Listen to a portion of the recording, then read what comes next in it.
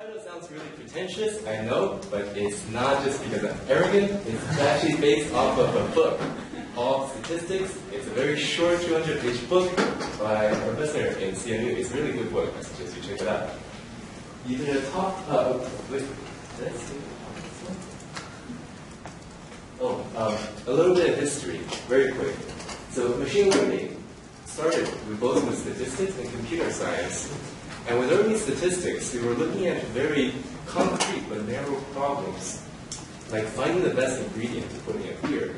One of the early leading statisticians, actually a chief brewer at Guinness. So if you were to describe early statistics with one word, it'd be hypothesis testing. Concrete, narrow problem.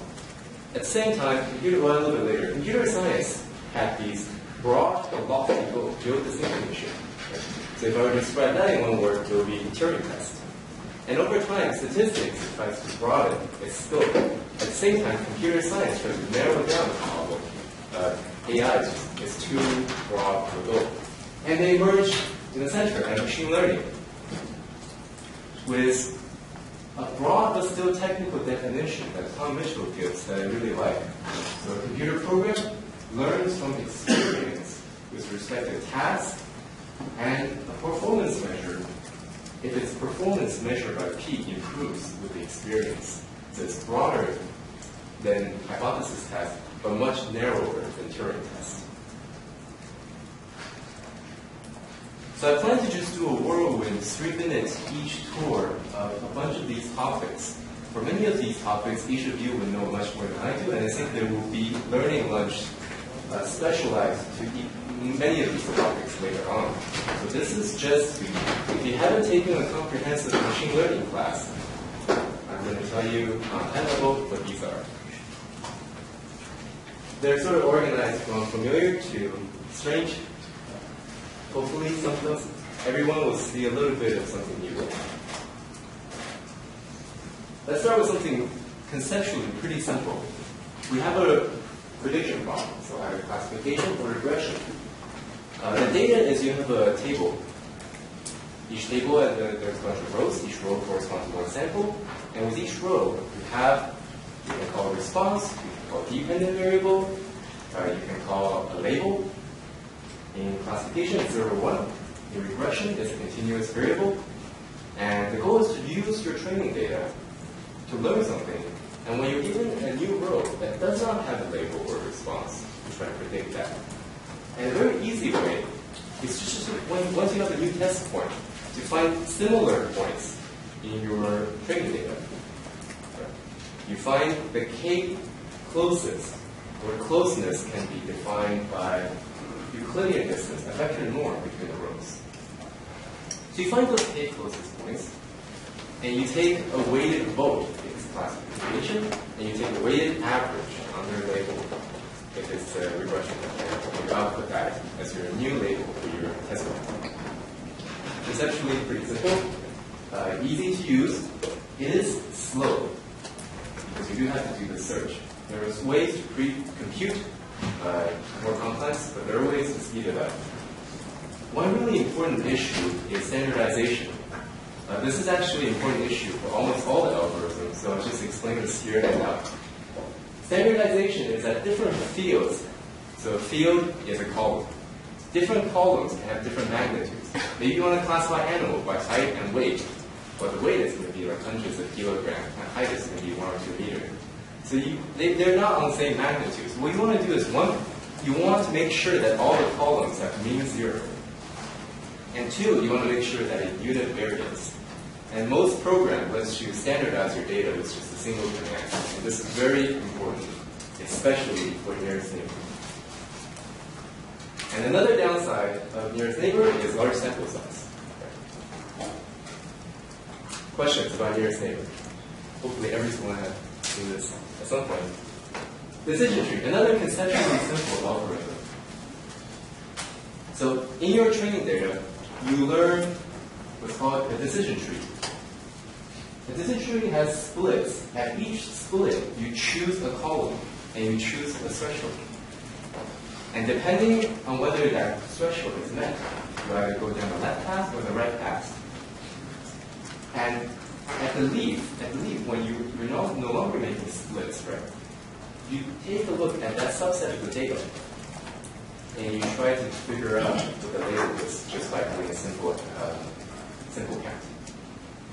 So the percentage at the bottom are tallied from your training data. And the splits, there are many ways to choose the split.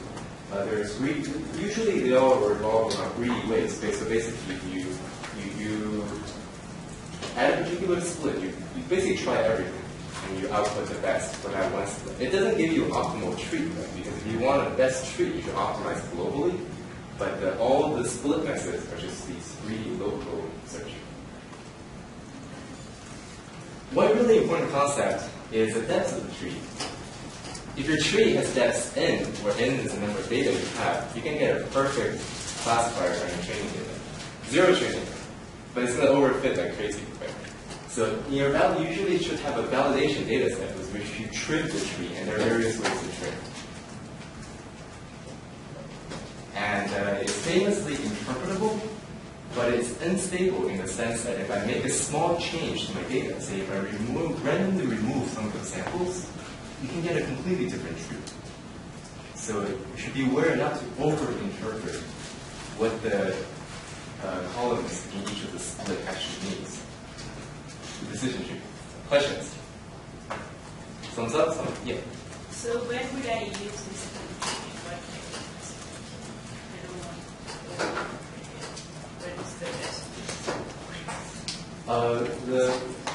if you want someone to very simply, if you want someone who has no training statistics to know what your algorithm is doing exactly, this is probably the best thing to do. Otherwise, I would. Could it also be like exploratory analysis to see ways of making things? You could, but maybe it's better. So if you want to see variable importance, maybe a better way is to do logistic regression and just look at the variable weights.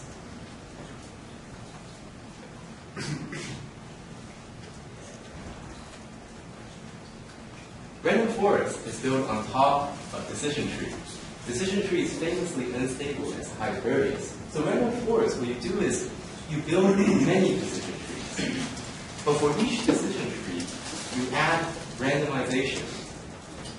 Usually the randomization is you pick a random subset of your samples and a random subset of fields.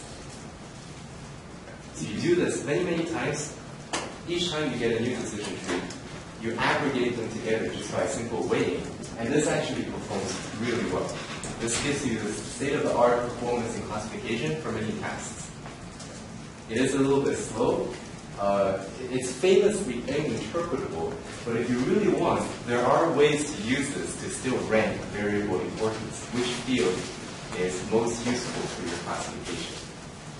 But the key is do many randomization of your data, and for each randomization, you learn a new decision tree and you aggregate them at the end. Quick point. It's slow, but it's also infinitely parallelizable. Yes, that's right. Yes. Truly embarrassingly parallel. Also, not more extractive, but I think the randomization of one subset of fields happens at each split. So I think you pick this. And then probably there are other variations, but you do the subsample for each individual tree, and then each time you split, you pick a subset, a random subset of the fields. Each time you split them out. Not with a split. The split is you do this. So you build the whole tree on a particular subsample of the table. It's as if I took a random part of the table, because I built a tree only on this part of the table. Okay, so then the tree is built also on the right table.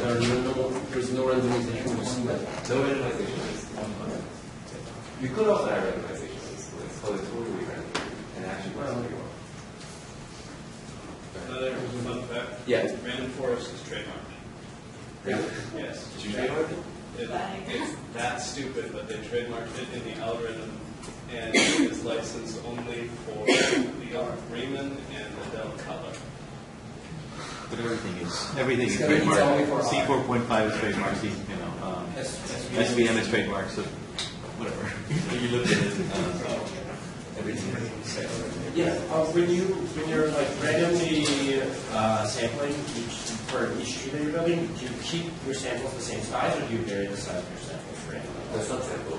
Yeah. It's usually the same. You could vary the size, but you don't want it to be too big. Right. So one big idea here is if you have a weak algorithm, there are ways to, it's called ensemble method, to take many of them, aggregate them together to produce a strong classifier. Random forest is one classical way of aggregating algorithms.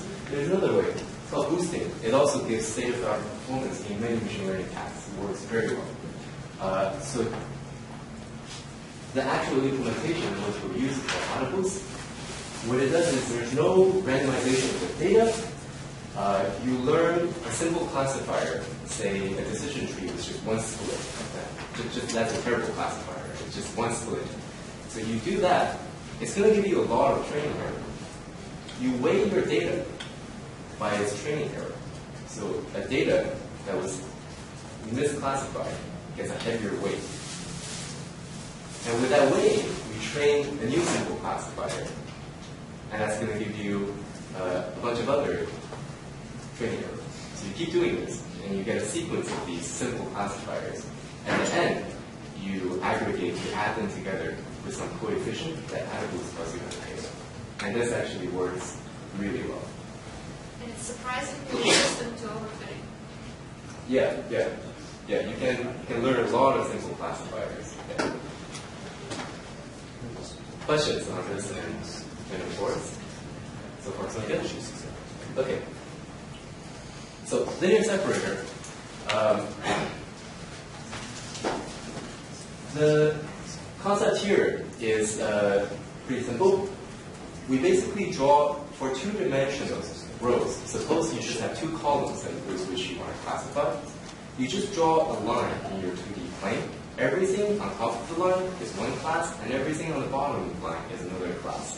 This is really the model behind logistic regression and support vector machine. The difference between these two is how they actually draw this line. It's a different optimization objective. But for all intent and purpose, both of these are linear separated. That's what they are. And support vector machine has an interesting property. What it tries to do is it tries to draw the line such that the distance to one class and the distance to the other class is maximized. It's called the margin. So we basically want a lot of comfort room between your two classes. And one really interesting property that it turns out that after you learn the line, this line really depends only on the value of very few data points. These are called support vectors, which means if you have those points and you throw away the rest of your data, you get the same line. So for interpretation, the support vector with few points that could be interesting to look at. These are basically the points that's hard to classify that determines your value. Where would this not work in? Support vector machine. Yes, I'm going to show you next. So one is, this is a linear boundary separation. If I have curved boundary between my classes, clearly this is going to give you a lot of error. Usually this doesn't work very well. Just the first thing to try. It's easy, it's the first thing to try. And for higher dimensional data, you're going to have to imagine a hyperplane. It's no longer a line. Yeah. As you go through this, it might be helpful to specify which algorithms can be used for categorical variables as well as ordinal or numerical variables. Does that question make sense? I usually don't know. You usually don't know. I usually don't know. So a lot of these can be modified to work on categorical data. Sometimes you can just use it as it is. There's complications. Well, right now it's only going through classification. Yeah, no, I realize that. So none of them technically can be used for real value. It's just unless you do something. Like, if you just pick a SVM, it's not going to work.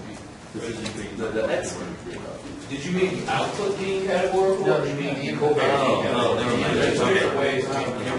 You can have a target function. The target can be categorical or No. The input data. the input being okay. So I mean that's different. You can always convert though. It's not.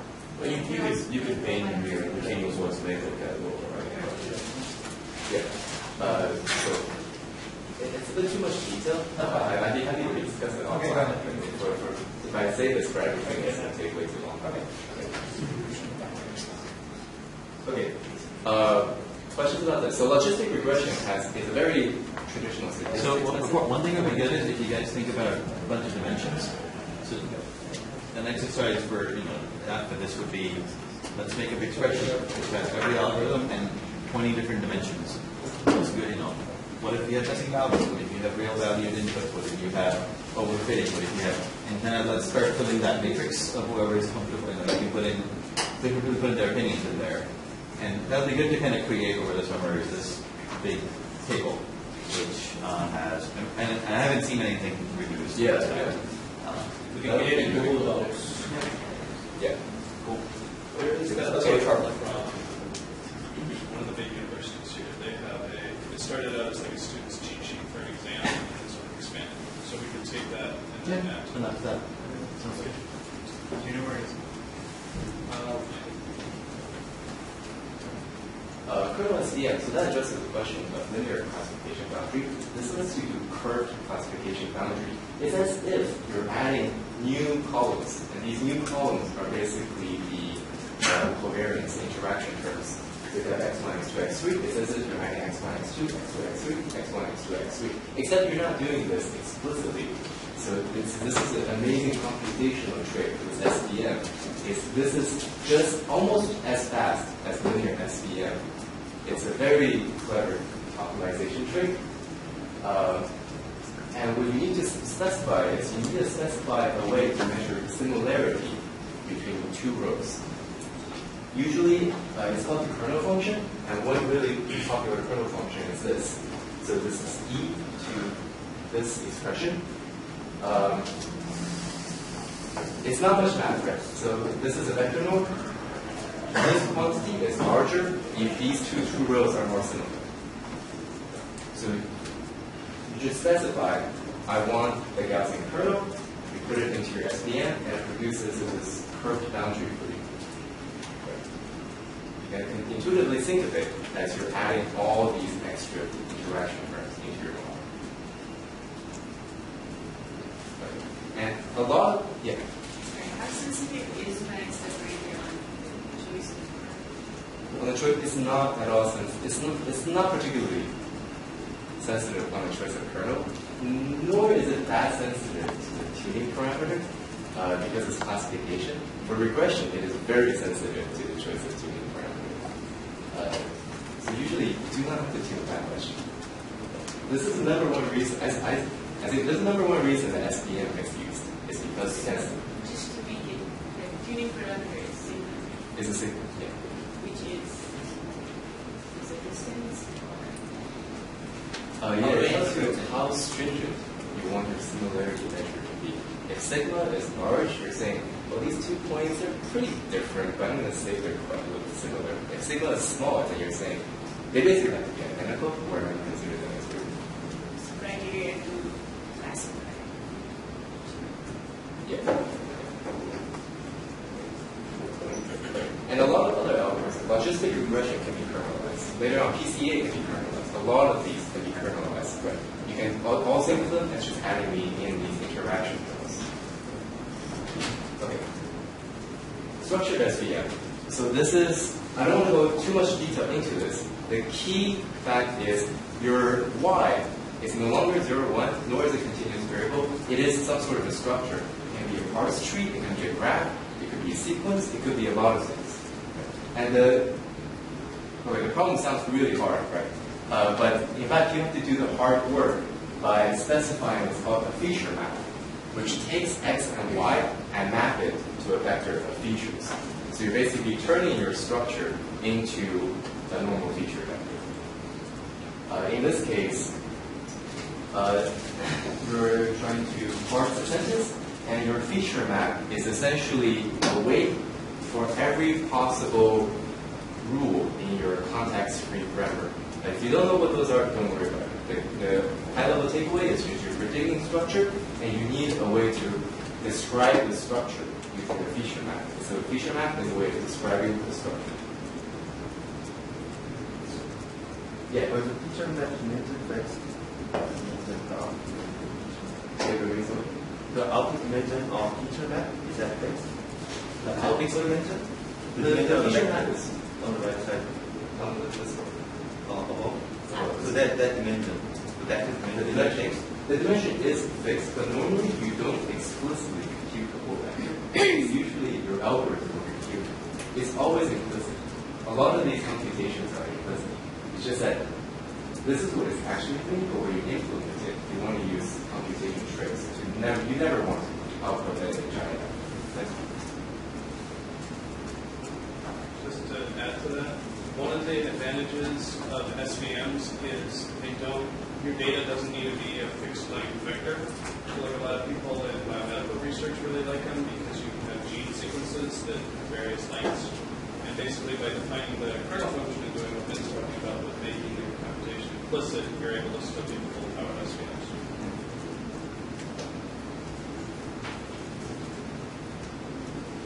Linear regression, the stable regression, you're sort of assuming that, so this is no longer a 0-1 classification, right? Your response variable is continuous, and you're sort of saying that y is approximately a linear function of all your x's.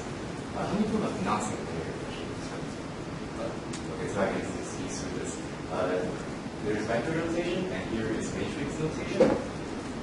There are various ways to regularize, and there are various ways you can choose a loss function. I think John Lyles went over a lot of them, and then we'll go over one more regularization function. No questions? Michelle? Yeah. Why would you want to regularize? Why would you want to regularize? Great question. Regularize, you always want to regularize to not overfit. If you have huge number of samples, you have 2 million samples, there's probably no need to regularize. But otherwise, you always want to regularize. Also, if your number of predictors are more than number of samples, Yes. it's 9. Then I will go, yes, that's right. Is that what's going to next? Yes, that is what's going to next. So let's go back one moment. In linear regression, this is a picture you normally see. This is the number of samples. This is the number of fields, the number of columns. And it's usually a few columns compared to a lot of samples.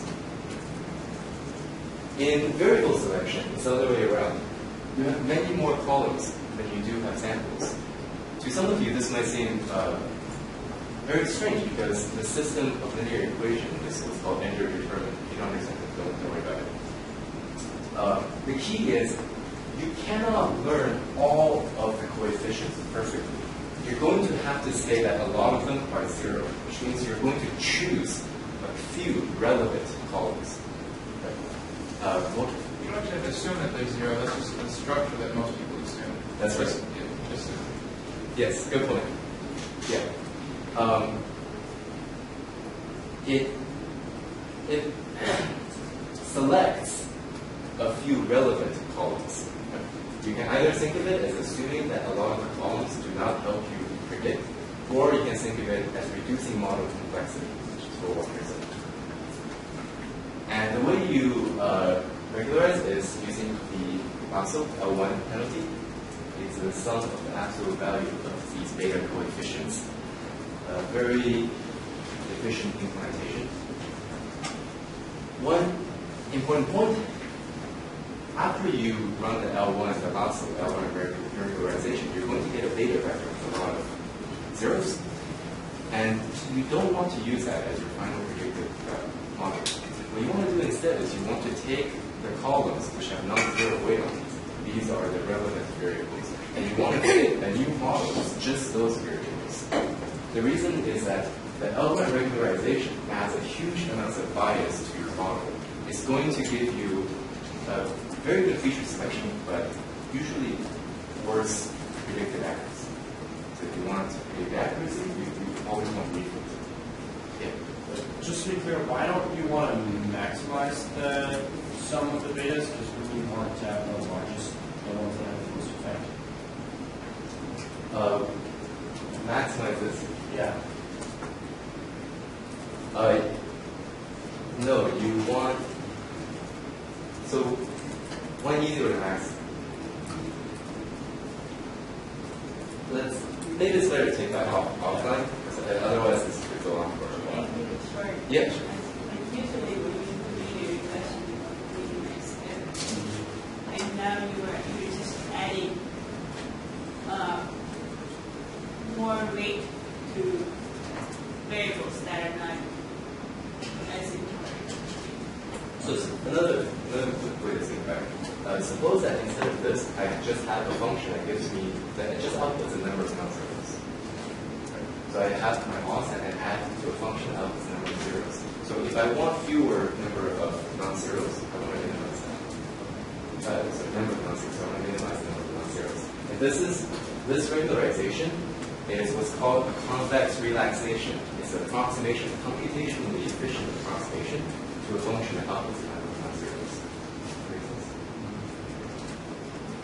So, I don't actually know. How sensitive are all these things to this lambda, right? Because if I'm using this regulation to make sure I don't overfit, and if I don't think lambda right, then am I going to overfit anyway, or am I going to underfit? Who will actually? It's very sensitive to lambda, and one really popular technique is you basically want to do this for all the lambdas, but not really for all the lambdas. You only want to do it for lambdas that brings in a new variable to your model, or you eliminate the variable.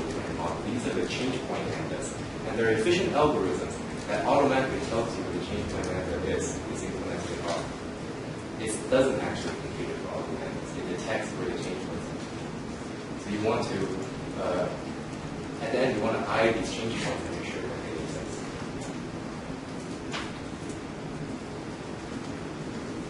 Now imagine the number of k points usually is small, but it's a small one. Okay, so well, it's the number of variables. It goes, if lambda is huge, you're zeroing out everything. Right? That's trying to include everything. Right. And there's going to be n change points.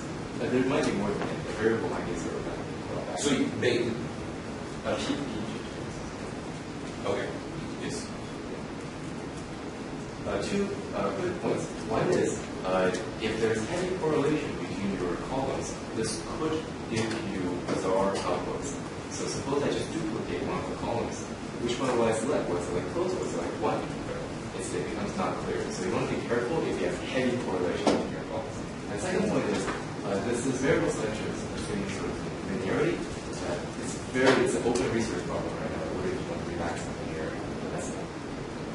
Yes. So what do you mean by careful? Should I be careful in not using it, or should I be careful in the way I interpret details, or what do you mean by careful? That's right. If you want to interpret, if you actually want to tell a client these variables are important, you do want to do a assembly check to make sure that there's not strong correlation. Okay, so it's carefulness in trying to integrate, not trying to use them. Right. I can still use the method, and then We can still use them. Okay.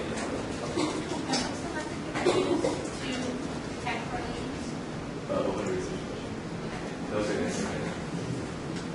Really correlation between features. Yeah, so suppose I have a correlation. Should I select one, select the other, select both? Yeah. That's a $1 million question. Multitask regression. So this is, before we're just predicting one response. Suppose we want to predict many responses. I want to predict AP scores of a student, AP biology, AP English, AP chemistry, AP mathematics. These are all related. It'd be silly to treat them as just separate prediction problems. And learn a completely different model for each pair. These responses are all related in some way. All the AP scores, they're related to some intrinsic math ability, memorization ability, English ability. You want to take advantage of it. How do you do that? First, I can express everything in terms of matrix formula. So instead of learning a single vector, beta, you're learning a matrix, B. This is a concatenation of all the different betas for your different responses. That makes sense? And when you actually learn the model, you want to add what's called a matrix nuclear norm regularization to learn a low rank B. This low rank B, that's not getting to what rank is, but it reduces the degree of freedom of this matrix. And that's going to force you to use relatedness, relations between your responses. And if you know factor analysis, this is a little like supervised factor analysis. The key takeaway is just, if you want to predict many responses all at the same time, these are related. How do you use the relation? How do you take advantage of that? Questions on this?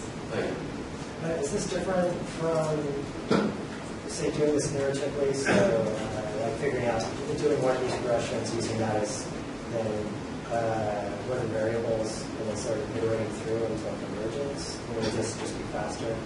So you figure out one of the variables or one of your coefficients vectors, and then use that as your points for running the other coefficient vectors. It's going to be similar to algorithm like that, but for that you want to be perfect. You don't want to just use that as an initial. It's very easy to learn like if you use that as a visualization thing, you're basically learning different algorithms. Why? If you start off with B1, right? So you learn B1, optimize B1, and then you optimize B2, give B1, optimize B3, give B2, give B1, and you sort of iterate through. That's basically learning a different model for a different beta for each one. I mean, you're conditioning on the previous one. So why is it essentially treating them as they're independent? No, I'm saying maybe there's better stuff. Okay, so you want to be careful. I'm sure there is a way to do that iteratively, but it's also easy to you think you're doing it iteratively with this connection, but you actually lost it. Okay. One second build is learning this is like L1. This is yes, this is L1 magnetizers. This is also the L1 for no, sorry. No, for non-PSD, it's an L1 for non-PSD emissions. Yeah. So this is either a comment or a very difficult to field question. This is very similar to seemingly unrelated regression models in, well, I guess econometrics can't claim it, but where you're predicting multiple dependent variables simultaneously, where the connection between each one of the estimates, the variance covariance, a matrix of the error terms. So, because I'm unfamiliar with multitask regression, can you say what the mapping is between one technique and another? I don't know the econometric technique, but you're after. Oh, that's well, yeah. So it's another tool for a similar task, and then let's fund each other to draw the connections. Yeah, it's probably similar. Yeah. Well, even when multitask regression is a problem on the solution. So it sounds like you have the training. It's like the identification of coefficients with that objective is it's posed differently than specifying the error variance covariance. Yeah. That's actually a good point. For many of these, I'm posing a problem and also one way to solve the problem, but there are many ways to solve the problem. One question is on the multitask regression. I think we're about to leave the prediction world. No, one more. Kernel regression. So this is a soft version of nearest. You can think of it two ways. You can think of it as a soft version of nearest neighbor regression, or you can think of it as a linear regression, but with a non-parametric function. The function can take on any shapes as much as the line. Like nearest neighbor, when you do this, so you have a new test point, a new row, you want to get a response. You take a weighted average among all the data, but you weight each data by its similarity to your test point. So instead of taking k nearest, you take everyone, but you give them a different weight according to their distance to you. So this also uses something called kernel. Sure, you can think of it as the same thing as SVM kernel. Kernel is the most overloaded word. It's 6 different meanings. This is very, very sensitive to the bandwidth h here. This tells you how stringent you want to be with your singularity measure. There's no good way of how to select h. Cross-validation, and you want to eye your actual fit to see how well it fits your data. This works with multi-dimension. Here, I just shown you a one-dimensional regression, regress one number on another number. This can work in many dimensions, but this cannot work in high dimension. You cannot have too many columns. And there are ways to check this. So on a graph, I have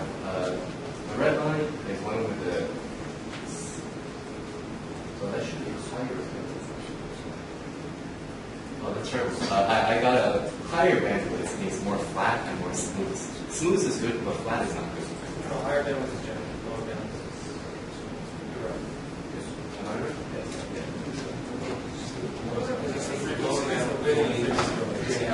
Higher bandwidth, shrink everything. Oh yeah. Okay, good. Yeah. But flat and smooth is smooth is good, flat is not. But if you don't have flatness, you might get jagginess, which is not good. But questions about kernel regression? So you said generalize a little polynomial regression because in this current way we're assuming a line and we can actually fit a polynomial to each second. So instead of trying to make it with a line, smooth a line over, we actually have to quadratic. This is not a line, but it's similar. And this is a really point. Let's discuss this about this is a very subtle point. How we can this is just a legacy slide. I don't know much about neural network. I don't like it. Nobody does. They're coming back. I believe that was because it's called deep. It's still the same thing. So they basically introduce a lot of hidden variable layers in your model. It's very slow, very hard to use, but when it works, it beats everything else. Well, it uses rather hard. Why are they so popular? So I think people who think they know what this machine learning is or AI is, they're used to the 80s because they were born in the 50s and they think that AI is neural networks. And so they think of, oh, you use neural networks. It seems like Nobody really uses it in practice. I don't know of any real system at this point. The first car they bring to OCB, That's not a real system. That's a demo that a university built. He drove a car. Yeah, he didn't drive a car. All it said was which direction you steered. It wasn't doing any driving. It was looking at an image and saying left, right, straight. That's it. It's a classification system. I thought the postal system's digit classification was going Yeah, that's not anymore. What? No, I think they're using it as speed recognition. You're right. So the deep learning is less neural networky than like if you look at traditional neural network, it uses an algorithm called backpropagation. Nobody's really using that at this point. It's just so painful. It doesn't really. Well, yeah, it works well when it works. You just never know when it works. And it's much like people have run tons of comparisons, and it's just not worth using it unless you have a very specific problem that really fits that set. I think that those hidden layers can be generalized to the kernels, right? And the kernel, when they take kernel SVM or kernel integration, do you think that hidden layers is what the kernel is generalizing?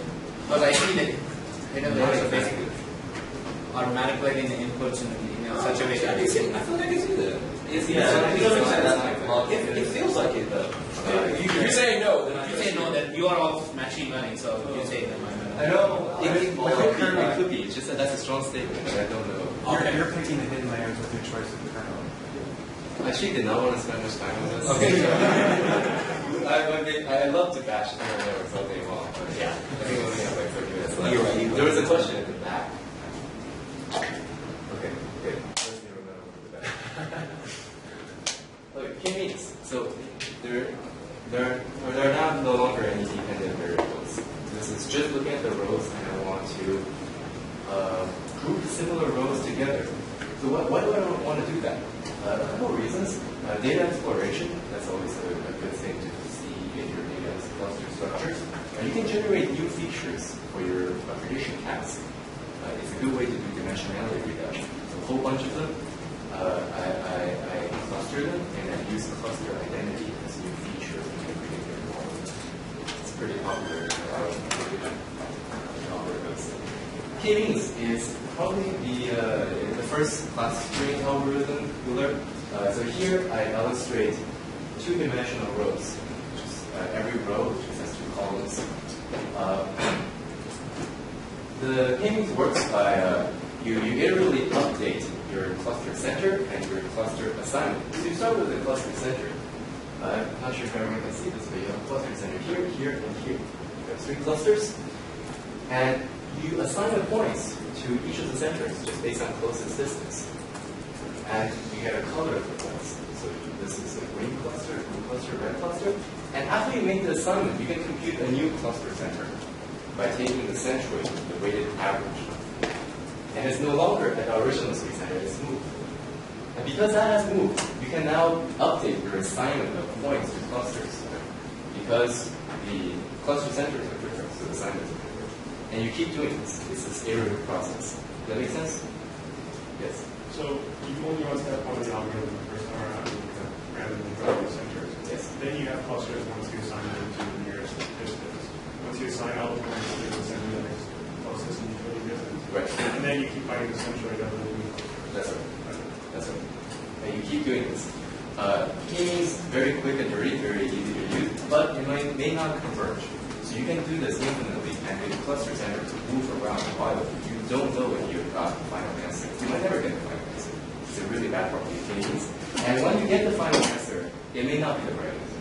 You can eyeball the cluster, and you can see that your actual cluster selection is completely different. It's really Is there a way of like running this a bunch of time? Is there like a random yes. forest or anything? That's what you want to do. You want to use many different random initialization. And there's also other initialization with the point called K-mean plus plus, which gives you good initialization. Yes. There's the algorithm K-means plus plus that alleviates choosing the random points. Yes. It gives you a good way to initialize. Yeah. It does not alleviate the non-convergence. You may still not converge. So I'm half familiar with K-means. Can you give a heuristic, for how the algorithm works, to obtain convergence? I think the objective function makes a lot of sense to me.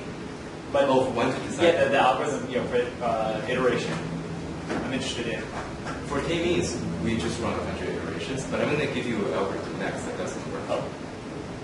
Okay, what's a heuristic for the algorithm? How you identify the conversions?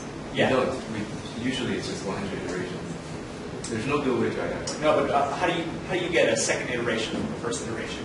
What's the algorithm? What do you do each iteration? Oh, yeah. What do you mean each iteration? Two iterations. Find the new centroid by averaging. That's right. So you get a new centroid by averaging all the points. So just the vector average of all the points in your cluster. And you assign cluster by mapping a point to the closest cluster center. Yes. So that sounds like calculation of the objective function. But how do you how do you identify a new That's it. You fix the number of, so you fix the number of clusters before. Yep. You don't change it. And so I have coordinates, are the parameters that I want to identify for each one. And so you assign each point as a cluster. Yep. And you calculate the average and you find a new center. So each cluster now has a new center. Then you assign all the points again to each cluster because the centroid has changed from the first iteration. So in the beginning, the centroid is random. Based on those clusters, based on those centroids, you assign points to that cluster. But now the cluster has kind of gotten skewed because of space, so now you find a new centroid for that cluster.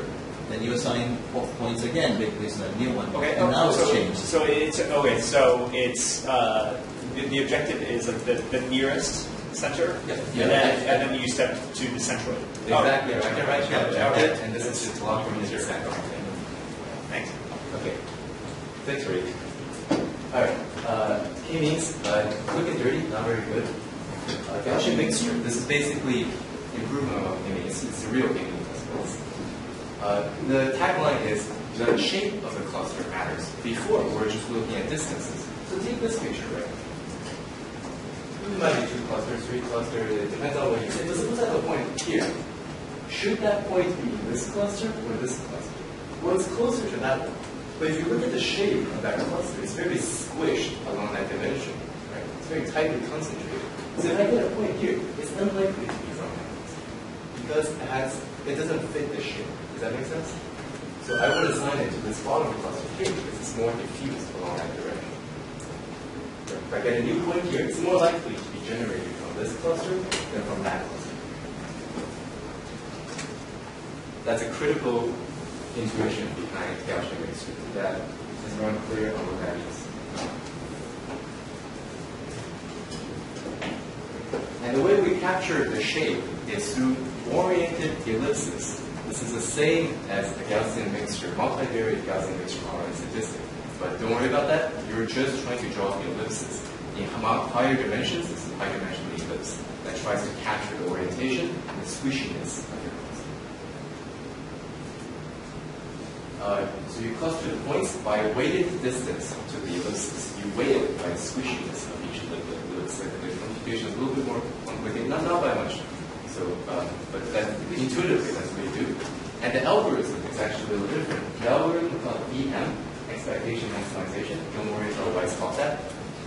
And what it does is, it's like K-mean, but it uses soft assignment. Instead of saying this point belongs to that cluster, you say this point belongs to this cluster with 0.5 probability, that cluster with 0.2 probability, and the last cluster with 0.1 probability. It's called a soft assignment. It's a very popular way to make your algorithm converge. And because it uses soft assignment, this is guaranteed to converge.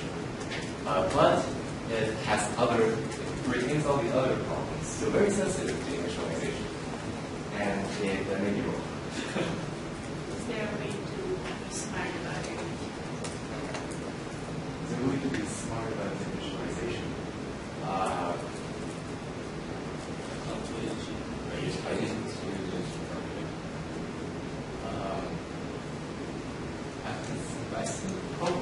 It's not right there. Yeah. Yeah. No good answer. That's a good idea. Yeah. Yeah, so to address partially your question, you can frame the Gaussian mixture models, Gaussian mixtures into Gaussian mixture model, which are particular case of Bayesian mixture models. So in order to minimize the sensitiveness to initialization, you can put priors and eigenpriors on the parameters of those clusters, which are going to be means and covariances. Hierarchical Bayesian models. And to expand on that, if you frame Gaussian mixtures into Bayesian models, you have some newer methods called non-parametric Bayesian methods that allow you not to have to choose K in number of clusters. So basically, it's called an infinite mixture of Gaussians. So in theory, there are infinite, but of course, you observe only a finite amount of data, so you can end up with a certain number of clusters. It's a good way, and it's downsides. I'm happy to talk about that earlier too. It is a good exercise. Yeah. Thanks. More questions? Okay. Sexual clustering. The tagline here is another generalization. The curvature of the cluster matters. Say you have data that look like this. To us, I claim that's very obvious there are two clusters. But if you run all the previous algorithm, it's not going to find you these two concentric circles. So what do? A great idea. You construct a data graph. This is a graph constructed with your data. It's not a plot. It's a vertex and edge graph. Everyone knows what vertex and edge graph is. We do this for each data point. You connect it to another data point. It's close enough. It's within some radius. You can also connect it to two points. There are many ways to do it. But you want to connect only points that's pretty close to you. So if I draw a data graph on this plot, I'm going to end up with a lot of edges within these concentric circles and not a lot of edges in between the circles. Does that make sense? Because I'm connecting points to points that's close to it. Okay, once you get that, what you can do is now we can measure point similarity not by Euclidean distance, but by what's called geodesic distance on your graph. What's geodesic distance? Well, take this example. These 2 points, they're not that far away by Euclidean distance. But if I have a data graph that connects them this way, the geodesic distance is very far away. That incorporates the curvature of the cluster into the problem. So, if I use geodesic distance, a point in the inner circle and a point in the outer circle suddenly becomes very far. The distance becomes very far. We are now no longer similar points. So you take geodesic distance and you basically do k-means on these new geodesic distance. So the clever thing is using computational tricks, you never explicitly build this data graph, nor do you explicitly compute the geodesic distance. What you do is you construct what's called a Laplacian matrix, and you just run eigenvector decomposition from a Laplacian matrix. That makes sense? Yes, question? Given a high-dimensional data set, how would you decide whether or not this was appropriate method or whether something? Yes, that's a really good question. You can look at the explained covariant. So before you usually do spectral clustering, you usually have a similarity matrix that's like a kernel. And so that's usually used to create the Laplacian matrix. So you say these two plots are very close to each other by the similarity matrix. And so that way you can work on like the high dimensional algorithm. Yeah. Explained variance is a good way. So clustering itself is a very ill-defined problem. There are objectives that you can write down, but humans are infinitely better at clustering. So I say if you have an objective that you like, you can compute your objective to each of the clustering techniques and see which one gives you a better rank. But no good answer. If you know the objective you want, you wouldn't be doing clustering. Most of the time in practice, it's very hard to, clustering is one of those things where you never really do it over and over and over again for a problem. You kind of do it a couple of times, you figure out what's in there, and then you start building supervised things for that. Yeah. You don't repeatedly do clustering for running systems. Yeah. So, because it's almost impossible to really evaluate without a human, because a human doesn't know the objective function. Yeah. And this is better than k-means also. So I kind of brings up another question, which is maybe not the answer to your question, or whichever context. How do you figure out which algorithm to use for your application? Sometimes it seems to be on the shape of the data, in which case looking at it might be an approach. Sometimes it seems like it's under consideration. Are there like couple of tips?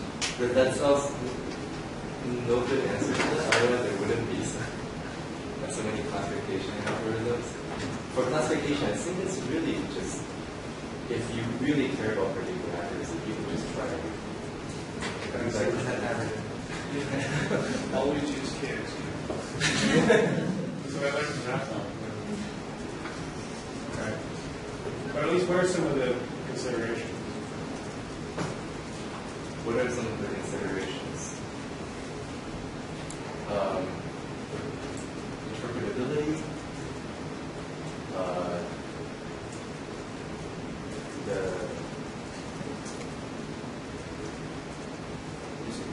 it's just easy to work around it. For them, different things. Apparently, where I start myself. Yeah, right? stability. Stability is Stability. stability is important. Yeah, I mean, time is a big one. Both human time and computer time. Sometimes you have time to train a system. Sometimes you have time. So k-means is, k-meters neighbor is free to train. Indexing the data is training. But when you have to run it, if you need fast things, then that doesn't really do it for you. If you care about human time, or how much can I tune the system? Maybe it's really sensitive to the parameters. So that's another one. Stability in terms of what if you get the parameter wrong? Right? People used to use this naive Bayes algorithm for text classification, except it needed to have the perfect number of features. Otherwise, it would look like this. You find this perfect thing, and it's very sensitive. So I think that's where the spreadsheet that we developed will be really helpful. Is what are the things you care about in a problem, and then what algorithm you use for that. Decision tree for reviews. You don't. If decision tree for whether Yeah, you don't. We won't really give you an answer. We've never done that. So there was a paper 15 years ago. This guy, Raul Valdez-Perez, he wrote this paper where he basically went and built a meta classifier. He ran a bunch of experiments and found what data set works, what algorithm works, and what data set. It wasn't very good because all these things were very specialized in the data set we tested on.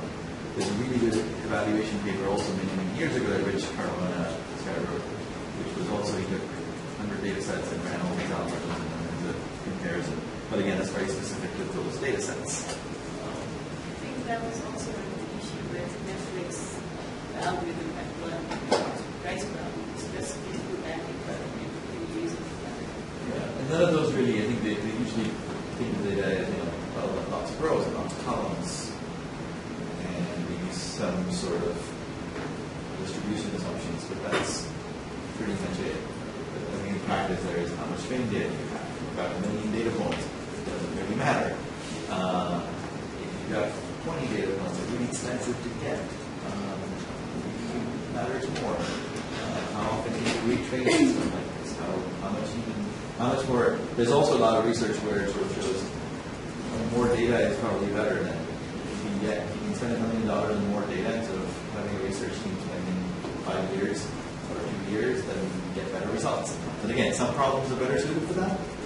Some problems are not, where you do need that breakthrough. I think that's going to be, you should probably spend some time where thinking about what's good for what are the practical dimensions we care about, and then what algorithms would be good. We try to validate some of that. Also, if you look at competitions, there's next points competitions with these other ones of, try to get the best classifier you can. The winners almost always use ensemble limits. So they have loads of time, and retraining is an issue. So basically, they do everything. They train a whole bunch of different classifiers. They, at test time, in an instance, they all produce a prediction, and then they go. So what you'll notice actually in this company as well is that there are separate teams that for example methods, and they'll ensemble themselves together and say, let me use your method plus my method plus your method, and that's how they end up with it. It's not what more method is not. No, I'm not. No, I'm not saying the more methods make it better, but I'm saying you'll typically find that the people will join their methodologies. But also, most of the machine learning is computation. How do you determine which clustering algorithm to use? That's a really hard question. You really have to look at your data, look at what's the components, see if there's curvature in there. That might give you a good idea what you use special clustering. So it's a very hard question. Other things that end up being maybe more important than the type of classifier, like do you have all the features for your data? Right? We're spending more time on that, right? Feature engineering, and getting some additional features that are not included that would be helpful because everyone does every job. If you don't have the predictors, then no matter how you fine tune the algorithm, you will not have the result that the feature might give you. So it might be speed passing. Not going to go too much into the semi-supervised learning. You have a prediction pass, but you have a lot of unlabeled data, so it's easy to get unlabeled data a lot of times. What you can do is you can use that unlabeled data to help you build a better cluster, and that cluster can help you with prediction.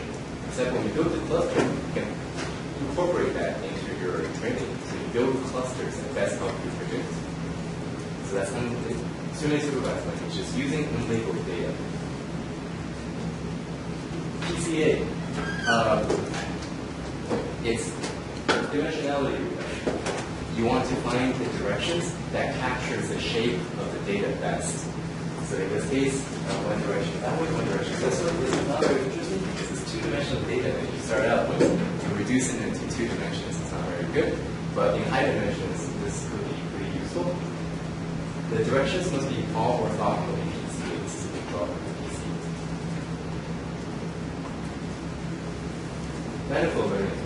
I don't want to say too much. Basically, what happens if your directions are curved? They're not always going to be this curved, but you can. This is an idealized example, but it could be curved. When they're curved, it's a similar idea to spectral clustering. You build a graph and you run PCA on a geodesic distance. It's equivalent to sort of enrolling the curvature.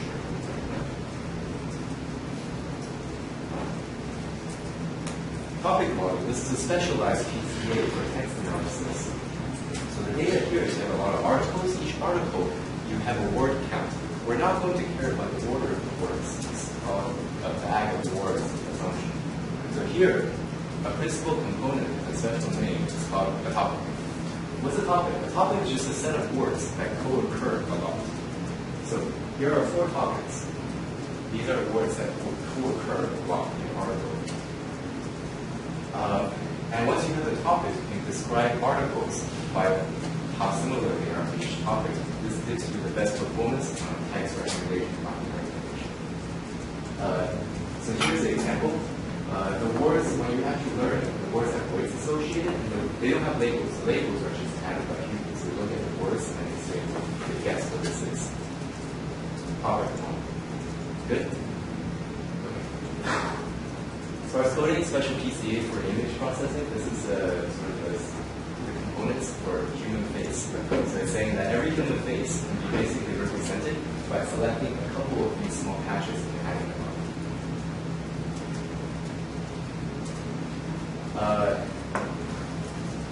Okay, so there are a bunch of graphical models.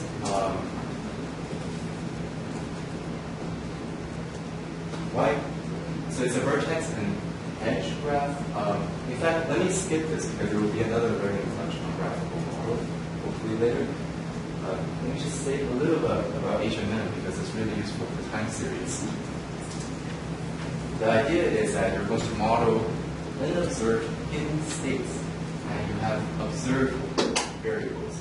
So suppose that you want to model, you want to do speech recognition. What word am I saying? Or suppose you want to monitor patient health, the actual health of the patients and observe. Or you want to know how a company is doing, how the company is doing, that's not observed. When you do the observations, you can detect the voice waveform, you can detect heart rate, blood pressure, you can look at stock prices and earnings. This is sort of a noisy version of the hidden state that you're really interested in. And that's the critical idea. Is that you try to use the observation to get infer the hidden states. And the continuous analog is called common filtering. What about random field? Let me skip that. Collaborative filtering. I think I can describe this pretty quickly. It's a Netflix challenge. How many people do not know what the Netflix challenge is? Okay, we have a bunch of users. Users give rating to a bunch of movies.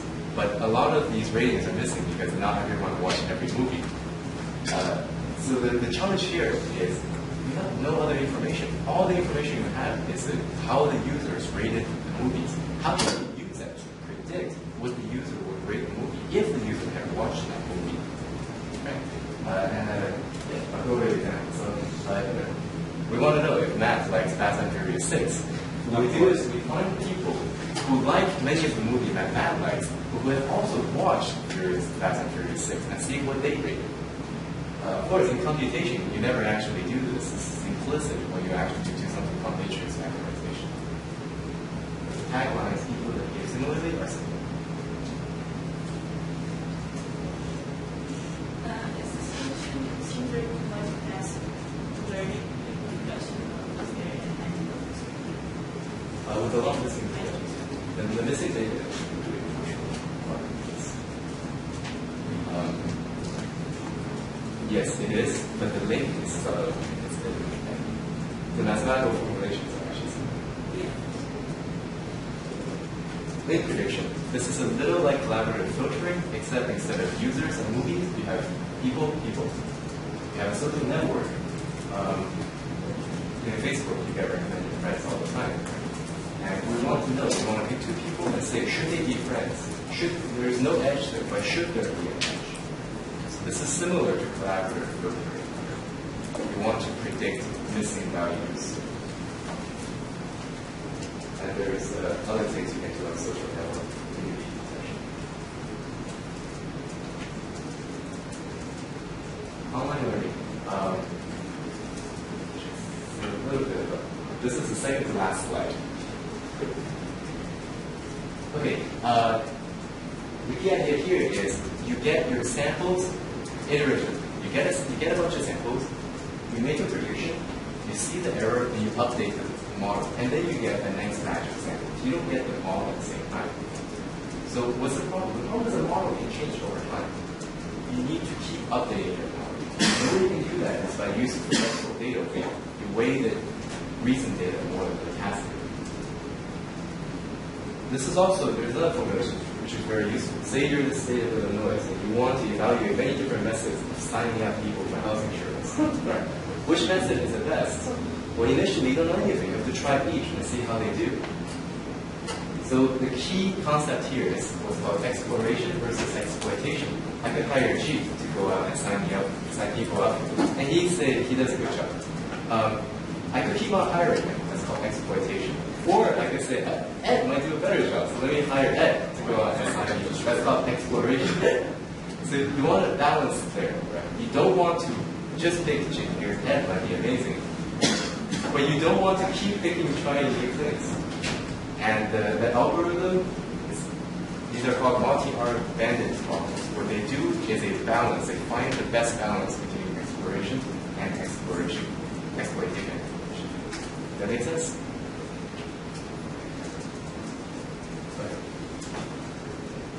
Okay, last topic, active learning. Active learning is different from previous in that in online learning, you're given the sample, either by nature or by some adversary. Active learning is you get to say what sample you want. More generally, you get to query for information. So there are many different, active learning is a huge field. There's many subfields that it meets. There's active prediction, in which you get to query for label. So you want to query samples, which is most informative. It makes your sample, it makes your model improve the most. There's active clustering. You query for similarity. It might be expensive to measure similarities. You want to cluster with as few similarity measurements as possible. So how would you choose cleverly? Well, if you measure A and B and they're similar, and you measure B and C, they're similar, then you don't need to measure A and C. You know they're going to be pretty similar. So you can be clever about how to choose similarities. Active detection. So this is a really interesting problem. In the 1960s, the Army needed to test which soldier has malaria, and each blood test is really expensive. So what they did is something called blood pooling. They take a cohort of soldiers, they mix the blood together, and they detect, does this cohort have at least one soldier with malaria? Usually most cohorts don't have anyone with malaria, so they can quickly eliminate most people. So this is something called coarse-to-fine querying. You start coarse and you narrow it down. It's like a little like binary search. So this active detection. The idea always is to minimize, you want to choose your sample cleverly to minimize the number of queries to make. And that's actually everything. There's a bunch of stuff I didn't cover, but that's okay.